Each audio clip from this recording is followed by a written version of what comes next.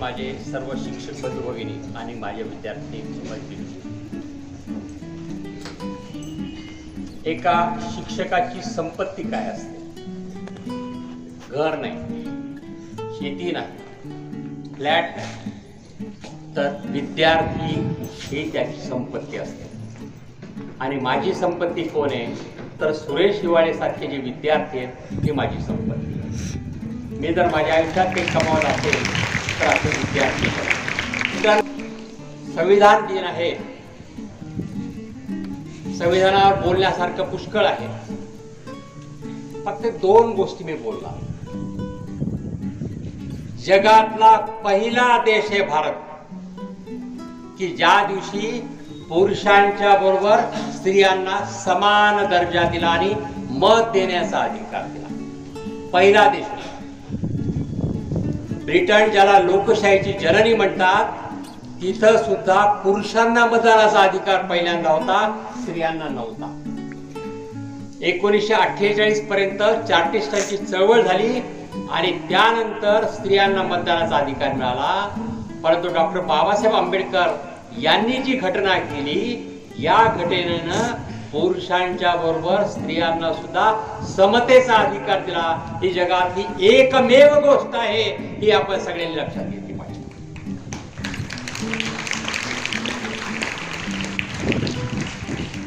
अनेक वैशिष्ट्य सांगता येतील, पण स्त्रियांचा सन्मान, दीनदलितांचा सन्मान आणि माणसाला माणसासारखं जगण्याची जी काही अवस्था निर्माण केली ती या घटनेने निर्माण केली, हे आपण आयुष्यात लक्षात घ्या.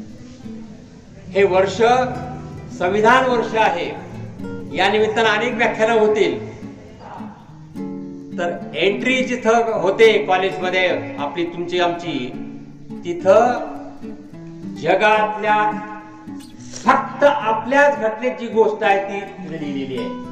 आपल्या घटनेत उद्देश पत्रिका लिहिली, जगात नाही कुठं, आपल्याकडे. काय उद्देश पत्रिका? तर या सगळ्या घटनेचं सार एका पानात आहे, त्याला म्हणतात उद्देश पत्रिका. की आम्हाला लोकशाही स्थापन करायची आहे, आम्हाला सार्वभौम राज्य निर्माण करायचंय, आम्हाला समाजवादी गणराज्य स्थापन करायचंय, आम्हाला स्वातंत्र्य, समता, न्याय, बंधुता द्यायची. हे सगळं एका पानात दिलंय. आणि हे प्रिएम्बल, ज्याला उद्देश पत्रिका म्हणतात, ते कॉलेजमध्ये ग्रानाइटवर सकृत भागात लिहून ठेवलेली आहे ती मुलींना. आणि दुसरी गोष्ट दाखवा, ग्रंथालयामध्ये आपल्या संविधानाची जी काही मांडणी केलेली आहे त्याची एक सत्यप्रत इंग्रजीत आणि मराठीत आहे. जशी आपली घटना आहे तशीच त्याची प्रत आहे.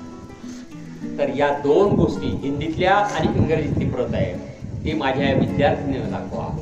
आणि वर्षभर अनेक व्याख्यानं होणार आहेत या निमित्तानं. म्हणजे आज सुरुवात आहे. हे वर्ष संविधान वर्ष आहे. या वर्षाच्या निमित्तानं अनेक उपक्रम होतील. या उपक्रमात एक उपक्रम असा ठेवा की आमच्या घटनेने महिलांना काय काय दिले.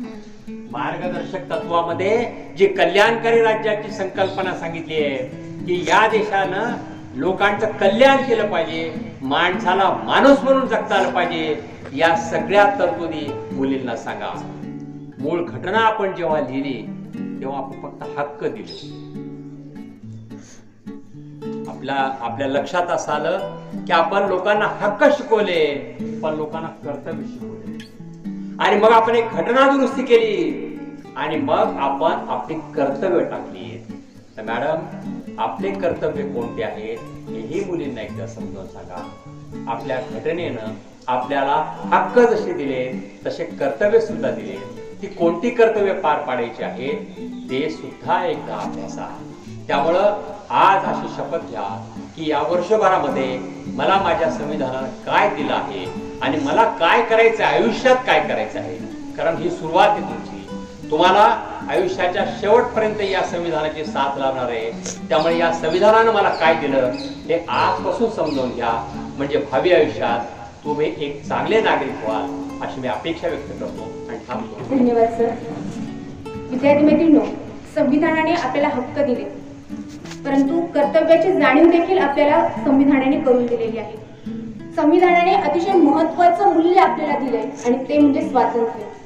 विद्यार्थी मैत्रिणींनो, परंतु ज्यावेळेस आपण संविधानाचं अमृत महोत्सवी वर्ष साजरं करत आहोत त्यावेळेस आपली एक जबाबदारी आहे की ज्यावेळेस आपण आपलं स्वातंत्र्य ज्यावेळेस आपण उत्स्फूर्तपणे साजरं करत असतो त्यावेळेस आपली जबाबदारी अशी आहे की आपण इतरांच्या स्वातंत्र्यावर गदा आणणार नाही. अशा पद्धतीची जबाबदारी आपण अमृत महोत्सवी वर्ष साजरं करत असताना आपण सर्वांनी